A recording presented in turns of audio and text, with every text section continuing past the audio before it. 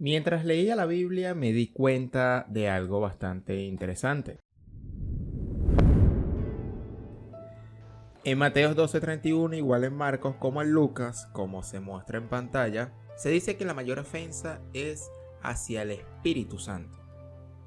Eso en primer plano se puede quedar algo como muy claro, pero a la hora de leer el libro Urantia, me di cuenta que, como en esta imagen, este PDF es todo el libro de Urantia. Y si vemos a la derecha, observamos que la palabra Espíritu Santo no aparece casi en la cuarta parte del libro de Urantia, que es la parte donde relata la vida y mensaje de Jesús de Nazaret. Y me dio cierta preocupación, puesto que al parecer los supuestos reveladores omitieron el nombre de Espíritu Santo y lo sustituyeron por lo que se conoce en el libro como ajustador de pensamiento, monitor misterioso o espíritu divino que habita dentro del hombre, pero nunca hacen mención del Espíritu Santo. Me entró esa preocupación, puesto que en primer plano se podría pensar de que es un atentado sistemático para cambiar la doctrina de la Biblia hacia una doctrina distinta como lo es la del libro de Urantia. Aquí vemos en un texto de Urantia, aquí marcado: cuando estéis en presencia de los jueces, no os inquieten de antemano por lo que van a decir, porque el Espíritu os enseñará en esa misma hora lo que deberéis contestar a vuestros adversarios. Cuando en la Biblia claramente se indica que es porque el Espíritu Santo en esa hora les enseñará qué es lo que deben de decir. Pero aquí en el texto de Urantia no sale reflejado Espíritu Santo, le quitan la parte santa o la palabra santo y solo dejan la palabra espíritu. Aquí en el documento 165 nuevamente dice: no os inquieten por la manera en que debéis contestar a sus preguntas, porque el Espíritu que reside dentro de vosotros os enseñará sin duda en esa misma hora lo que deberéis de decir en honor al Evangelio del Reino o del Evangelio del Reino. Nuevamente, en vez de colocar Espíritu Santo, se coloca porque el Espíritu que reside dentro de vosotros. Da la impresión de que es una mutilación, una omisión a propósito para quitar la doctrina del Espíritu Santo en el texto de Urantia.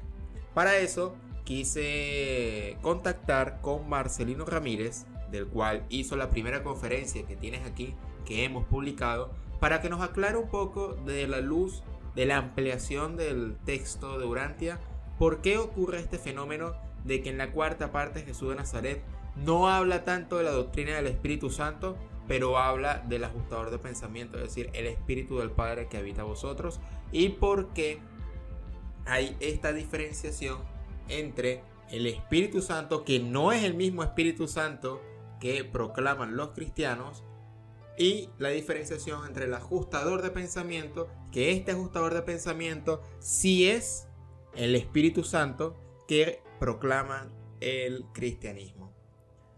Al parecer hay mucha confusión, y en la confusión hay que llevar luz al entendimiento y la comprensión.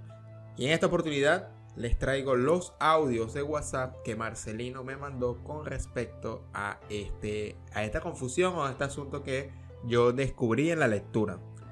En la parte de arriba voy a colocar el tema o la pregunta en la que Marcelino estará respondiendo, ya que son unos 7 temas que Marcelino va a responder, y arriba voy a colocar a qué tema está respondiendo ese audio que Marcelino Ramírez, divulgador del libro Urantia por muchos años, de la década finalizando de los 90, él va a explicarnos un poco qué fue lo que pasó y cómo aclarar este asunto con respecto al libro Urantia y el cristianismo, aprovechando esta serie de debate religioso. Disfrútenlo. Estimado hermano, un gran abrazo en Jesús, Micael. Dispense la hora, hermano, dispense el retardo, pero en este momento son las 10:48.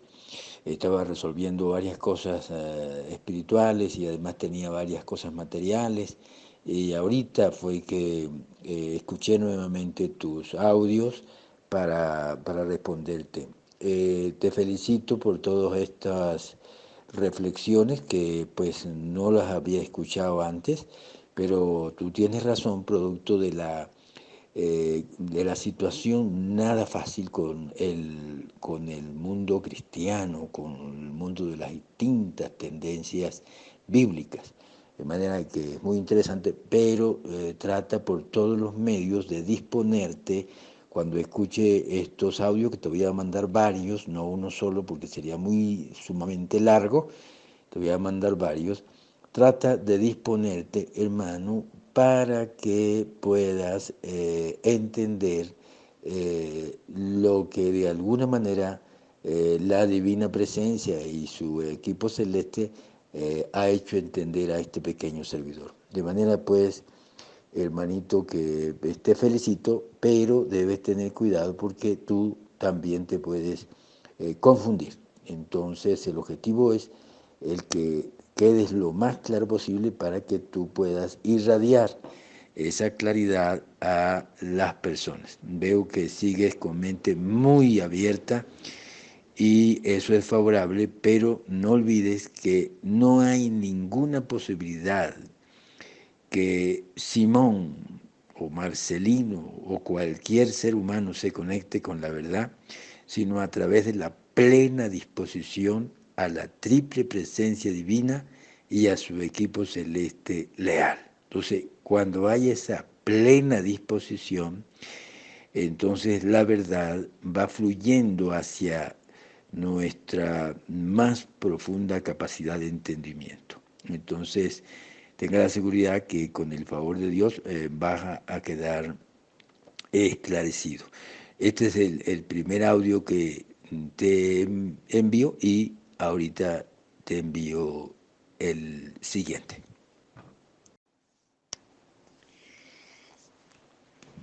Primeramente, hermano, no olvide que en los tiempos de Jesús había un determinado nivel de humanidad, un determinado nivel de mentes, y especialmente en esta comunidad hebrea, en esta comunidad judía, en esta comunidad israelita, había un determinado nivel de mentalidades. Jesús hizo todo lo posible por enseñar a sus discípulos en todo lo que él pudo hacer. Es decir, él estudió a los discípulos de manera de que no les enseñó más o trató de no enseñarles más de lo que pudieran comprender. De manera de que no podía Jesús enseñarle una cantidad de detalles, producto que lo más seguro era que se iban a confundir. Y en ese sentido, por eso les enseñó lo que efectivamente ellos podían comprender. No olvidemos que en una de las oportunidades Jesús insistió y dice que pasó una noche pensando y pensando y no durmió. Y decidió no insistir más en que ellos lo tomaran en forma diferente a como el Mesías esperado, y dejó que eso fuera fluyendo, aun cuando él de alguna manera siguió haciendo lo posible para hacerles entender que no era ese Mesías que tenían ellos en su mente como el que había de venir. Entonces, así como efectivamente tú dices que en la Biblia, en el Nuevo Testamento, hay muchísimas expresiones dadas con el nombre de Espíritu Santo, indiscutiblemente tienes que comprender algo que los reveladores comentan. Y esto es muy, muy importante. Ellos dicen que los escritores del Nuevo Testamento, ¿no? Dicen los reveladores que cuando se esforzaban en recordar lo que Jesús decía, solían a veces olvidarse de lo que no decían. Entonces, por esa razón hay muchas expresiones en la Biblia que Jesús dijo, indiscutiblemente dijo, y ahí están, pero otras él no las dijo, pero los apóstoles las colocaban como que sí las decían. Jesús les habló no con detalles de la Trinidad, y por eso la palabra Trinidad aparece pocas veces en la Biblia, la Trinidad. Como aparece tan pocas veces en la Biblia, en el Nuevo Testamento, y también pues no hay detalles de esa Trinidad. Cuando se le pregunta a los bíblicos por el Espíritu del Padre, pues responden Espíritu Santo. Cuando se le pregunta por el Espíritu del Hijo, dicen el Espíritu Santo. Y cuando se les pregunta por el Espíritu del Espíritu, el Espíritu de la tercera persona de la deidad, pues ellos responden el Espíritu Santo. Entonces, ese es el nivel de la época. Por supuesto que Jesús, en lo que yo siento, les expresó de acuerdo a lo que se dice en el libro de Urantia, pero ellos efectivamente colocaron la palabra de Espíritu Santo. Incluso, aunque les insistió muchas veces sobre el Espíritu de la verdad, pocas veces aparece el Espíritu de la verdad, aunque aparece, claro que aparece en la Biblia. Inclusive les habló de consolador prometido, ¿no? Y aparece la palabra confortador, consolador, ¿no? Entonces, pues es lo que ocurre con la Escritura. No olvide que yo más bien me asombro cómo el Espíritu Divino pudo hacerles recordar tantas cosas, porque el primer Evangelio, que fue el de Marcos, se escribió hacia el año 68, es decir, 38 años después de esa partida de Jesús. Recuerde que no olvidemos que él partió en el año 30. Luego te envío otro audio. De manera, hermano, que entonces eso es uno de los aspectos interesantes que hay que darse cuenta, ¿no? Que no está tan desplegada la palabra Trinidad o los detalles de la Trinidad como si está repetitiva en la Biblia la palabra Espíritu Santo. Indiscutiblemente que Jesús pudo utilizar el Espíritu Divino, el Espíritu de la verdad, pudo utilizar el consolador, el confortador, el Espíritu quien les va a conducir al reino interior, etc. Pero ellos pues lo entendieron como el Espíritu Santo. Entonces, así como lo entendieron ellos, así quedó escrito, ¿no? Por ejemplo, Jesús no llegó a decir lo que Dios ha unido, que no lo separe el hombre, ¿no? Es por el problema de la indisolubilidad del matrimonio eclesiástico, ¿no? Sin embargo, eso lo colocaron los apóstoles porque querían que las enseñanzas de Jesús fueran reglas del vivir, ¿no? Eso lo aclaran los reveladores, ¿no? Aunque Jesús sí dijo, se dejará a su padre, el hombre dejará a su padre y a su madre, y se unirá a su mujer, y serán una sola carne. Pero no dijo eso, igual que la palabra infierno se la pusieron en boca de Jesús, pero Jesús nunca dijo el infierno. Igual como el hecho de quien cree en mí se bautiza, será salvo. Él no dijo se bautiza, pero le pusieron se bautiza. Entonces, así sucede. Por esa razón, tenemos que tener mucha paciencia y eso, por supuesto, no lo van a entender tan fácilmente los bíblicos. Hay que poco a poco darles tiempo al tiempo, ¿no? Ahora bien, indiscutiblemente cuando usted se refiere a la palabra modernizar o a la expresión modernizar, es decir, los reveladores hicieron todos los esfuerzos para que aquello que dijo Jesús o aquello que sucedió en esa época podamos tenerlo nosotros con el lenguaje moderno, ¿no? El lenguaje moderno, no el lenguaje de la época, sino esa traducción de lo que se quiso decir en esa época, traducido a lo que pudiera entenderse en esta época, en el lenguaje que existe en esta época. Eso fue el esfuerzo. Y esos esfuerzos los hicieron en el idioma inglés, especialmente el inglés norteamericano, ¿no? Ahora bien, hay algo muy interesante en lo que ocurre en la nueva revelación urantiana. La nueva revelación urantiana es una ampliación no sólo del Antiguo y el Nuevo Testamento de la Biblia, sino una ampliación de todos aquellos escritos que de alguna manera se tienen como sagrados.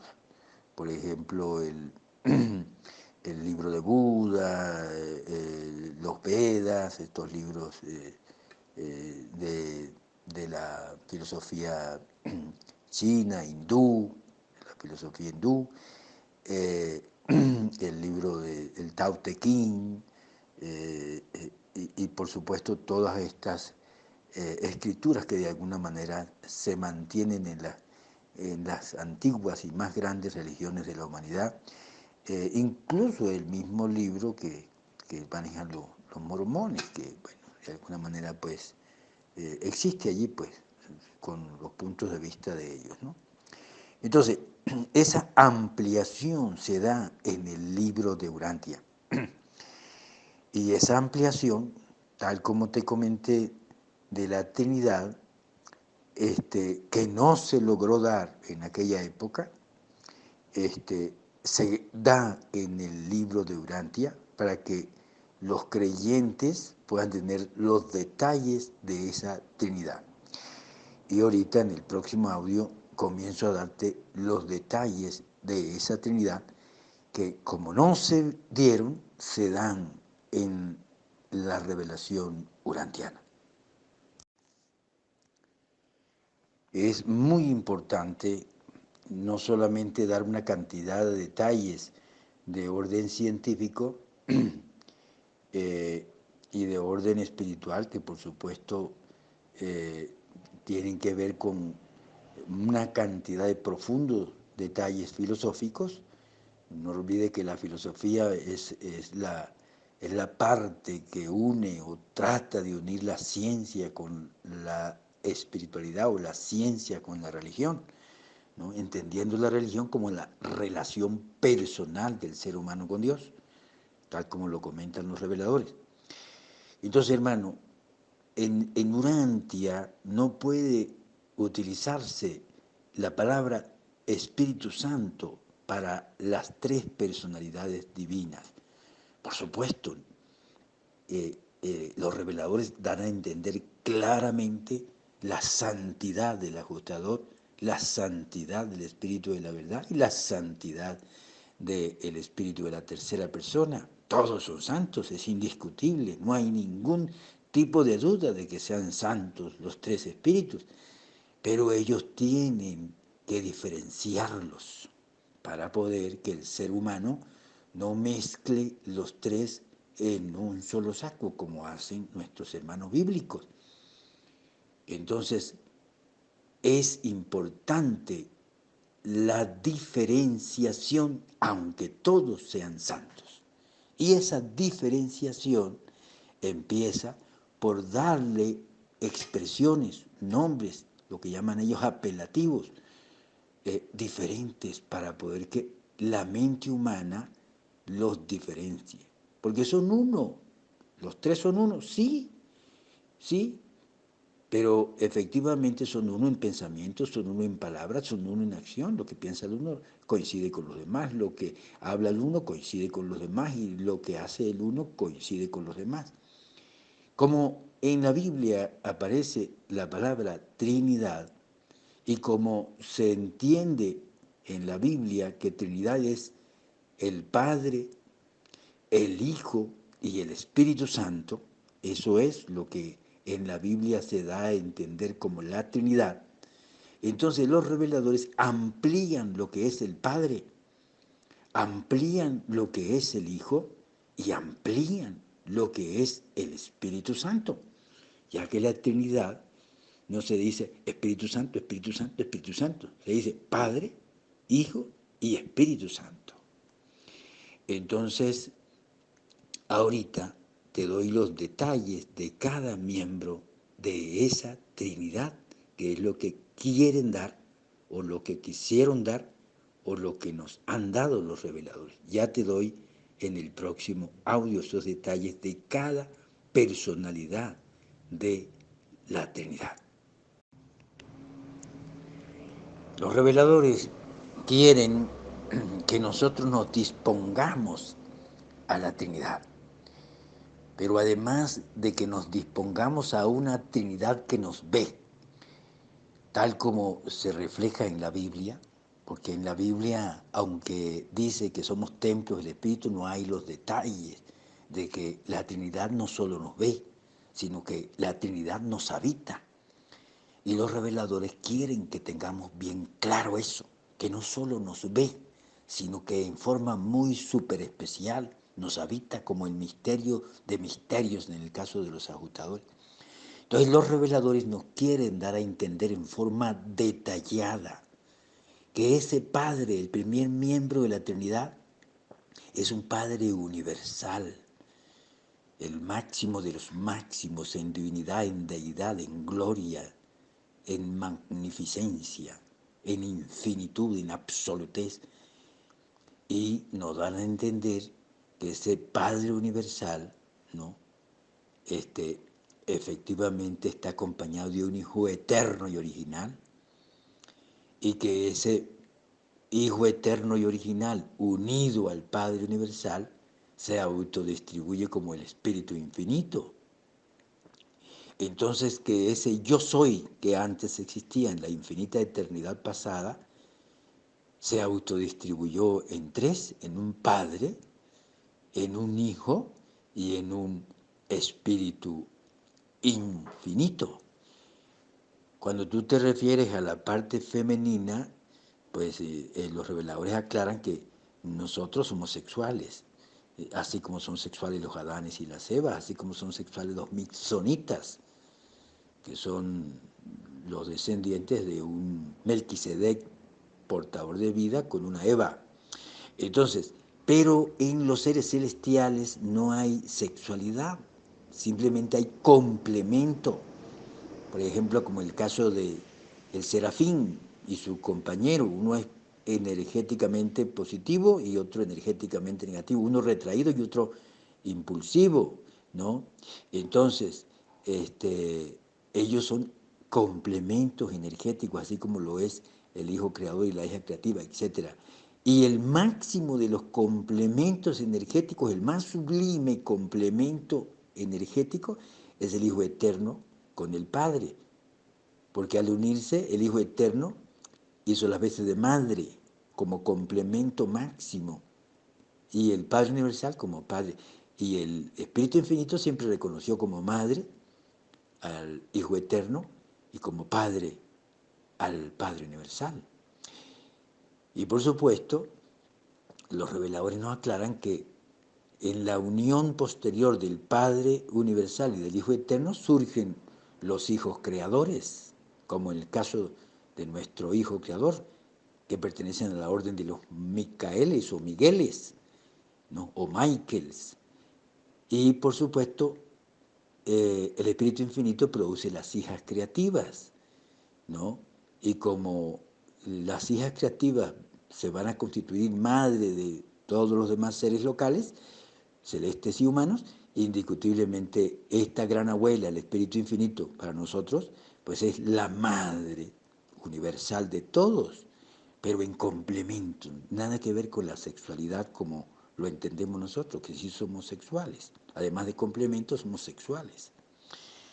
Entonces, ese Padre Universal no solo nos ve, estimado Simón, sino que ese Padre Universal decide porque la Trinidad surge para producir una cantidad de seres y tener experiencia en ellos y en ellas, y que estos seres también tengamos experiencia en la Trinidad.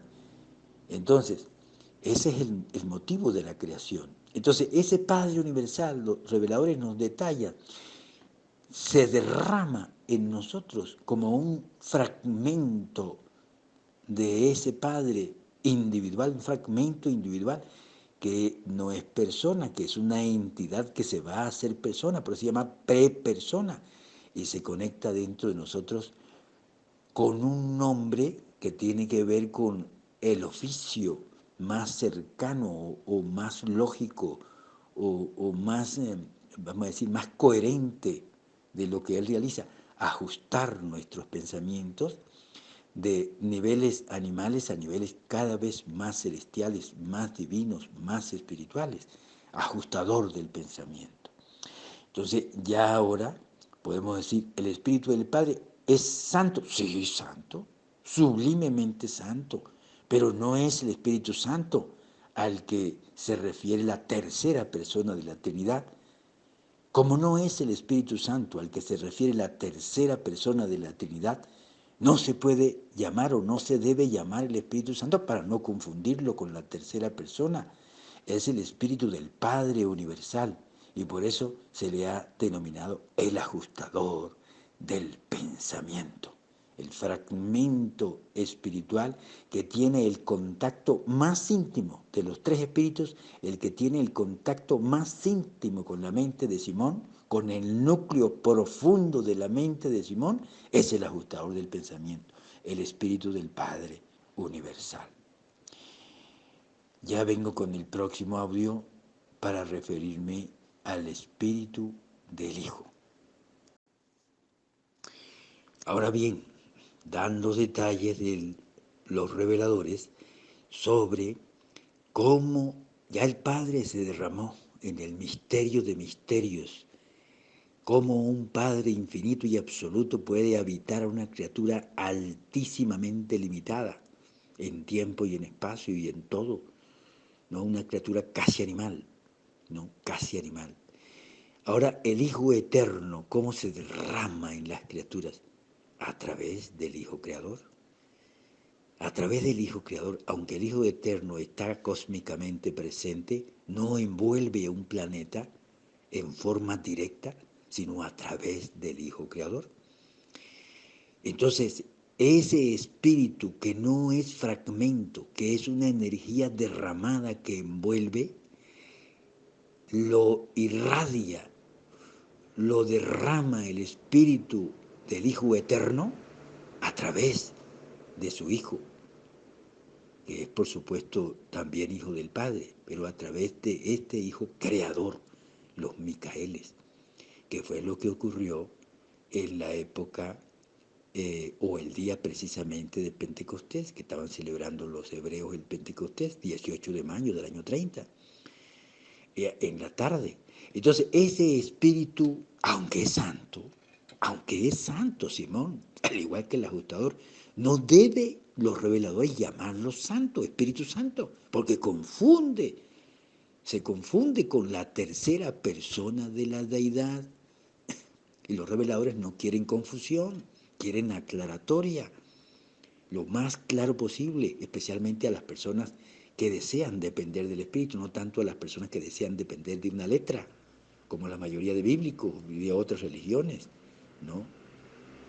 Entonces, el Espíritu del Hijo tampoco es favorable, no es conveniente llamarlo el Espíritu Santo, aunque es exactamente santo, sino el Espíritu del Hijo o el Espíritu de la verdad, o el Consolador o el Confortador, no el estimulador, el esclarecedor, porque el Espíritu del Hijo no es un fragmento, el Espíritu del Hijo es una energía que se derrama y que envuelve al planeta, envuelve a todas las almas humanas, envuelve a todas las mentes humanas, envuelve a todos los cuerpos humanos, por eso es derramado sobre toda carne. Entonces es el espíritu del Hijo, a tal punto que es una influencia tan grande que no solamente aumenta el esclarecimiento, dicen los reveladores que fue tan extraordinario el derramamiento del Espíritu del Hijo, el Espíritu de la verdad, el que conduce a toda verdad, ¿no? Que en menos de un mes los apóstoles aprendieron mucho más, crecieron mucho más, progresaron mucho más en menos de un mes que durante los 4 años que tuvieron con el Maestro. De manera que efectivamente ese es el espíritu, el cual no se le podía llamar ajustador o espíritu del Padre porque es del Hijo, ¿no? Por supuesto que Él coopera con el ajuste del pensamiento, pero es una cooperación con el ajustador, el que hace esos cambios de ajuste en forma directa. Cuando el humano coopera es el ajustador, pero ese ajustador es ayudado por el Hijo, es ayudado por el Espíritu de la verdad que está impulsando esa intuición, ese presentimiento, esa corazonada, esa disposición de la mente, del alma de la criatura a seguir cooperando con ese Padre que le habita, ¿no? Entonces, ese espíritu es el espíritu de la verdad, el espíritu del Hijo creador, el espíritu derramado del Hijo eterno, pero a través del Hijo creador. Entonces, por esa razón, ese espíritu produjo ese nuevo reino interno. ¿Por qué ese nuevo reino interno? Porque a partir del derramamiento del espíritu de la verdad, las mentes humanas crecieron más rápido. Los espíritus ayudantes de la mente les fue más fácil preparar a las mentes y por eso se pidió un solo requisito, la primera decisión por fe. Cuando la criatura, niño o niña, tiene la primera decisión por fe, se cohíbe de algo por fe o se impulsa a algo por fe, en ese instante recibe el espíritu del Padre, el ajustador, y al recibir está con ese reino interno, es decir, ese Dios que reina dentro del corazón humano, o sea, dentro de lo más profundo de su pensamiento, en el superconsciente humano. Allí llega el ajustador. La mente tiene 3 niveles: subconsciente, aprobado por la ciencia, el consciente que estamos en este momento conversando, y el superconsciente que está en estudio por la ciencia, que es donde llega la chispa divina, en lo más profundo del corazón mental del ser humano.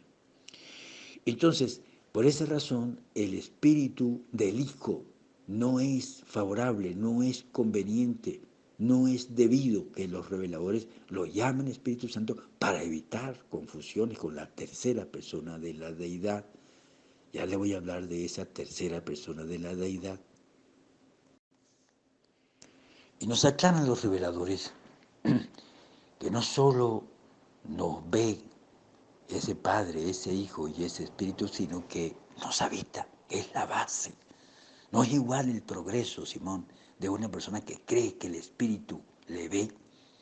Yo soy un bichito, yo soy un animal, yo como y bebo y fumo, consumo, yo soy un animal. Pero cuando la persona cree realmente que Dios no solo le ve, sino le habita, pues tiene cuidado con su cuerpo, que es un templo, que es una casa. Él está dentro de mí, cuido mi casa, se esfuerza más para cuidar su casa y trata de tener la casa menos contaminada, este cuerpo menos contaminado. Entonces, teniendo el ser humano un padre en chispa dentro de sí que ajusta sus pensamientos, un hijo que le envuelve, que lo estimula, que lo consuela, que le da fuerza, que coopera con ese padre para que el hijo tenga el mayor grado de posibilidad de progreso cuando se dispone, ¿no? Pues tiene que también estar conectado, habitado, impregnado del espíritu de la tercera persona de la deidad. Y ahí sí nos conectamos con la palabra usada en la Biblia, producto de que fue lo que entendieron quienes escribieron el Nuevo Testamento. Entonces, ¿qué ocurre? Que efectivamente allí sí viene esa palabra, la tercera persona de la deidad, que los reveladores aclaran que no es exactamente cuando se refiere en la Biblia al Espíritu Santo no es exactamente el Espíritu infinito, lo que ellos, los bíblicos, quieren decir, sino que lo que quieren ellos decir, aunque no lo entiendan con detalles, es ese espíritu materno local, porque es realmente el que nos da esa conexión de manera directa. Entonces los reveladores nos aclaran, nos amplían que el Espíritu Infinito, la tercera persona de la deidad paradisiaca, se derrama en hijas creativas que tienen la misma naturaleza de su madre, de su divina madre, la tercera persona de la deidad paradisiaca, el Espíritu Infinito, o el actual conjunto, o la tercera gran fuente y centro. Y entonces esa hija creativa viene al universo local y esa hija creativa, efectivamente, así como el Padre es el dotador de la personalidad y el dotador de los ajustadores, tiene una función que no la tiene el Hijo y que no la tiene el Espíritu Infinito. Así como el Hijo Eterno es el dotador del Espíritu derramado a través de los Micaeles, una función que no la tiene el Padre y no la tiene el Espíritu Infinito. De esa misma manera, el Espíritu Infinito es el dotador de la mente a través de las hijas creativas, función de dotar la mente que no la tiene el Hijo ni la tiene el Padre. De manera que son uno, pero funciones distintas, Simón. Y eso no se dio a conocer en aquella época con los detalles, en el caso de Jesús, porque las mentes no estaban preparadas para eso. Se podían confundir. Les pudo haber hablado en varias oportunidades, pero no con los detalles que ahora tenemos nosotros. Y entonces nos dan a entender que ese espíritu, que es el Espíritu Santo, la tercera persona de la deidad que se derrama a través de la hija creativa, esa hija creativa que es el complemento del Hijo Creador, no un complemento sexual, pero sí un complemento espiritual, creativo. Entonces, ese complemento tiene 7 hijos, es decir, estos 7 hijos serían nietos del Espíritu Infinito, que son hijos de la ministra divina o el Espíritu Materno, a quien conocemos los humanos como el Espíritu Santo, porque es quien nos da la mente. Y nos da la mente a través de los 7 espíritus ayudantes de la mente, que son hijos del Espíritu Materno o el Espíritu Santo. Y es el que primero se conecta con nosotros desde el vientre materno, a través del espíritu de intuición, que son ayudantes de la mente, hijos del espíritu creativo, el espíritu materno, el espíritu de intuición, el espíritu de entendimiento, el espíritu de valor o valentía, el espíritu de conocimiento, el espíritu de asesoramiento que impulsa al instinto de grupo. Esos 5 primeros espíritus no solo ayudan a la criatura humana, ayudan también a los animales, pero al humano hay un sexto y un séptimo espíritu que ayuda, que es el espíritu número 6, el de adoración, y el espíritu número 7, el de sabiduría. Y esos 7 espíritus, cuando el espíritu número 7, el de sabiduría, logra el éxito de que la persona, el niño o la niña, se cohíba de algo por fe o se impulse a algo por fe, tome una primera decisión por fe en Dios, allí está el éxito del espíritu número 7 de sabiduría, porque la criatura desarrolla su pleno y total libre albedrío y tomó una decisión primaria, primera, y en ese instante llega el ajustador del pensamiento al niño o a la niña. Y en ese instante el niño y la niña se conectan al espíritu del Hijo que fue derramado en Pentecostés, ya con una conexión de cooperación, y el espíritu del Hijo actúa de forma directa sobre esa criatura porque comienza a cooperar. Y en ese instante esa criatura se conecta al Espíritu Santo en forma directa, no solamente sigue siendo ayudado por los 7 espíritus, sino que se conecta con la ministra divina, el Espíritu Santo. Eso no se explicó en aquella época con detalle, pero ahora se explica. Y es la importancia por la cual no se le puede llamar a ese Espíritu Santo ni Espíritu del Hijo, ni el Espíritu ajustador, ni el Espíritu de la verdad, ni el Espíritu actuador, porque se confundirían. Son 3 Espíritus santos, pero 3 Espíritus con funciones muy distintas. Y esas funciones diferentes, que por supuesto son ayudadas porque es un equipo para transformar el animal, cuando la persona coopera, en espiritual, para transformar lo que muere en vida, para transformar la vida limitada en vida eterna, cuando se coopera, esa es la función de los tres espíritus, ¿no? Entonces, este Espíritu Santo de la tercera persona de la deidad, el espíritu de la ministra divina, que es la conexión que tenemos del Espíritu Infinito, pero a través de la hija creativa y a través de estos espíritus ayudantes de la mente, que fueron los que comenzaron a hacer esa labor, ese esfuerzo del Espíritu Santo se une al Hijo, se une al Espíritu de la verdad, se une al Espíritu Consolador, ¿no? A ese Espíritu del Hijo. Y la unión del Espíritu Santo, o el Espíritu que da la mente, con ese Espíritu del Hijo, hace posible un equipo dual que se conecta con el ajustador para ayudar al ajustador. Y además del Espíritu de la Madre y el Espíritu del Hijo, indiscutiblemente está la ayuda externa, que también es una ayuda hacia el ajustador de los serafines. Los serafines desde afuera irradian todos sus esfuerzos para estimular a que el humano coopere, y esa cooperación no es otra que hacia el ajustador. Entonces, esa es la importancia. De manera de que, estimado Simón, muy interesantes sus preocupaciones, muy interesantes sus disertaciones, pero no se preocupe tanto por el idioma hebreo. Sí, cómo no, Jesús lo utilizó, pero recuerde que cuando quedaron escritas estas cosas fue lo que ellos pudieron recordar, se esforzaban en recordar, porque no se escribió inmediatamente mayor cosa, excepto algunas notas de Mateo y algunas notas de Andrés y algunas notas de Tomás, de las cuales persistieron en las notas de Mateo, fundamentalmente, porque las otras notas se perdieron. De manera pues que ahorita le toco el tema de la blasfemia en el próximo audio.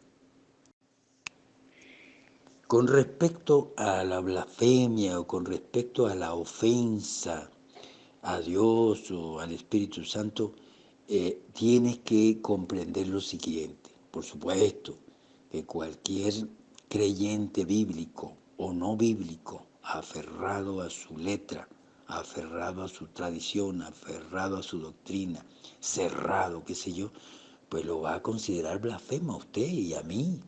Y va a pensar que Urantia es demoníaco y hay que quemarlo. Urantia, y que incluso hasta pudiera pensar quemarlo a uno también con todo el libro. Eso es lógico. Pero hay que entender claramente lo que se quiere decir en la Biblia, cosa que no está muy detallado y que lo amplían en Urantia con respecto a eso, de que el Espíritu Santo no perdona cierto tipo de pecados. No olvidemos que Urantia nos aclara plenamente que no hay infiernos, en el sentido de que estos infiernos pues tienen una cierta, es decir, ciertos orígenes, ciertas circunstancias por las cuales se originaron. Y por supuesto llegaron a ponerle incluso en boca de Jesús la palabra infierno, ¿no? Pero no hay tales infiernos, pero sí hay el peligro de perder el alma, de autodestruir el alma. Entonces, como hay ese riesgo de autodestrucción del alma, es precisamente cuando un ser se autodestruye, es lo que se quiere decir con el pecado no perdonado, ¿no? No perdonado por Dios.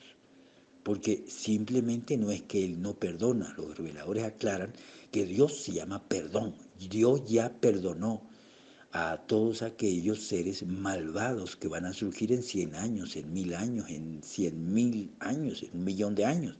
Todos esos seres que ni siquiera han nacido, ya Dios los perdonó, pero el ser tiene que cooperar, ser digno de ese perdón de Dios. Por eso es que se dice, Padre nuestro, que estás en el cielo, santo y pecado sea tu nombre, venga a nosotros tu reino, hágase tu voluntad, así en la tierra como en el cielo. Y dice, danos hoy, Señor, el pan de cada día, perdona nuestro pecado, así como perdonamos a los que nos ofenden, así como perdonamos a los que nos ofenden. O sea, Dios es perdón, pero si nosotros no quitamos la mancha del rencor, Esa mancha va a estar allí y nos impide el perdón de Dios como una nube oscura que nos impide el sol.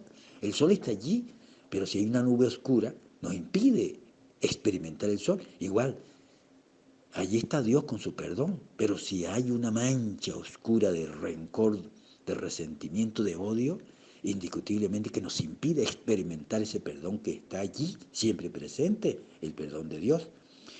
Entonces, en una oportunidad, porque de las 10 aproximadamente, de las 10 posesiones demoníacas, este, Jesús dice, que dice la Biblia, más o menos, quizás un poco más, un poco menos, pero hay alrededor de 10 posesiones demoníacas según la Biblia.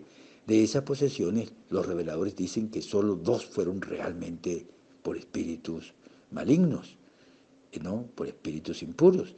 Los reveladores aclaran que todavía existían los seres intermedios, especialmente los secundarios, que pues eran rebeldes y se podían meter en la mente de algunas personas, en mi opinión, sin ajustador del pensamiento, por algunas situaciones de debilidad, y entonces podían producirles ese tipo de posesión, así como lo hicieron con las revelaciones, pero ya con seres intermedios leales, ¿no? Que se lograron conectar con este individuo en la mente estando en el sueño, pues. Entonces, una de esas posesiones fue cuando Jesús estaba en el monte de la transfiguración, que bajó, estaba con Pedro, Santiago y Juan, y bajó y encontró a los discípulos sacando a un demonio, y no pudieron sacarlo. De manera que Jesús expulsó a ese demonio. Ese joven estaba afectado por epilepsia y por la posesión real de un ser intermedio rebelde. Entonces Jesús lo sacó. Pero otro caso fue cuando le trajeron a un hombre posteriormente, a un joven que también estaba poseído. Y el joven le dijo que conocía a Jesús. Y Jesús, por supuesto, también lo identificó, que lo conocía, ¿no? Y entonces las personas que estaban allí, que juzgaban a Jesús y que tenían un rechazo hacia él, indiscutiblemente, rechazaron esa sanación, esa liberación que hizo Jesús. Estos individuos enemigos de Jesús estaban en peligro de perder sus almas, porque estaban identificados con su ego. No olvidemos que a Jesús no murió en la cruz producto de que el Padre lo mandó a la cruz, ni tampoco el mismo Lucifer. Lucifer y sus secuaces querían que fracasara, pero no llegaron al extremo de mandarlo a la cruz. Dice en la página 1972 del libro, dice que aún el padre del pecado, es decir, Lucifer, volvió la cara lejos ante el horroroso espectáculo de la crucifixión. Es decir, la crucifixión de Jesús se produjo por la malignidad que había en la mente humana, la mente de Judas, la mente de Caifás y sus secuaces, la mente del mismo Pilato, que no tuvo la valentía suficiente, aunque trató de esforzarse por ver, pero no tuvo la suficiente valentía y firmeza. Y por supuesto el pueblo, que después que comió y bebió con la comida de los 5.000 alimentados allí, pues pidieron la crucifixión de Jesús. De manera que fue la mente maligna. Y esa mente maligna era la que estaba ahí acechando a las personas que estaban cerca de Jesús, ¿no? Para rechazar esa sanación de la posesión. Entonces, ellos llegaron, estos seres enemigos de Jesús, estaban tan identificados con su egoísmo, estaban tan en peligro de perder su alma, que llegaron a decir que esa liberación que había hecho Jesús, la había hecho con el poder del otro, no de Dios. No quiero ni expresar el nombre. Entonces, Jesús llegó a declarar, le dijo, me obligáis a declarar, eso lo expresa en la Biblia y lo confirma en Urantia, me obligáis a declarar que podéis hacer cualquier cosa contra el Hijo del Hombre y será perdonada. Pero la blasfemia contra el Espíritu Santo no será perdonada. Esos seres estaban a punto de perder sus almas, ¿no? Y entonces No les importaba con atribuir a la oscuridad lo que era de la luz, porque estaban a punto de perder sus almas. Es decir, no tenían deseos de arrepentimiento, sino de seguir rechazando conscientemente a Dios. Cuando un ser está consciente y rechaza a Dios, atenta, está en contra del Espíritu y va en contra del Espíritu, en contra del Espíritu, y llega a los extremos de atribuir a la tiniebla lo que es verdaderamente el Espíritu.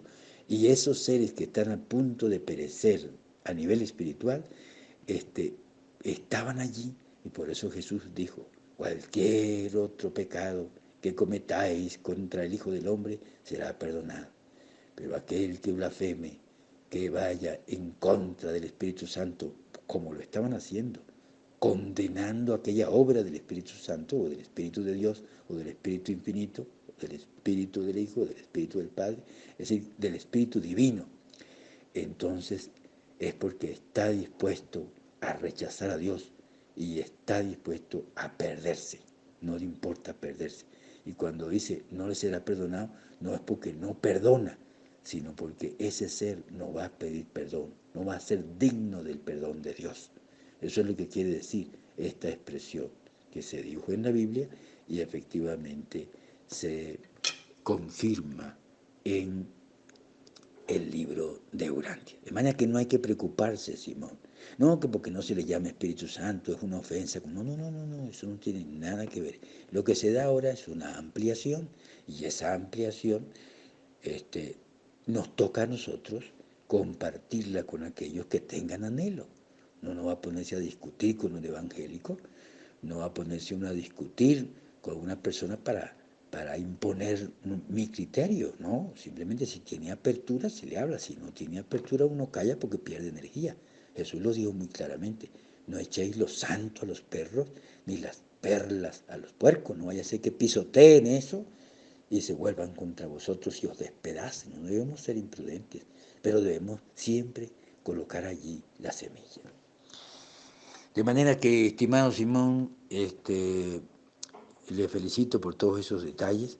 Espero haya quedado claro, haya quedado más tranquilo y, por supuesto, no va a resultar fácil estas bendiciones para nuestros hermanos que siguen deseando aferrarse a la letra de la Biblia, no al Espíritu Divino, sino a la letra de la Biblia o a cualquier otro libro que se considere sagrado. Hermano, ojalá que haya quedado esclarecido y que esté más tranquilo y por favor trate de no trasnocharse mucho, trate de dormir, el sueño es importante y a seguir adelante. Gracias por todas estas inquietudes y que la triple presencia y sus ángeles le sigan aumentando sus bendiciones. Un gran abrazo en Jesús, Micael.